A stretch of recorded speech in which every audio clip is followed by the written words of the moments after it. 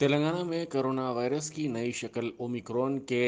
ایک ہی دن میں 14 نئے معاملات سامنے آئے۔ محکمہ صحت کی جانب سے جاری کردہ بلٹن میں کہا گیا ہے کہ شمس آباد انٹرنیشنل ایئرپورٹ پر جملہ 259 مسافرین پہنچے، جن میں سے 4 مسافرین RT-PCR سے مثبت پائے گئے اور ان کے نمونوں کو مزید جانچ کے لیے روانہ کر دیا گیا۔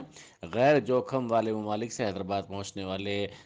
2 مسافرین اومیکرون سے مثبت پائے گئے، جبکہ جوخم والے ممالک سے حیدرآباد آنے والے 12 مسافرین کے نمونے بھی اومیکرون سے مثبت پائے گئے۔ بلٹن میں کہا گیا کہ ریاست میں تاحال 9381 بیرونی مسافرین حیدرآباد پہنچے، ان میں سے 63 مسافرین RT-PCR ٹیسٹ میں مثبت پائے گئے اور ان کے نمونوں کو مزید معائنوں کے لیے روانہ کر دیا گیا ہے۔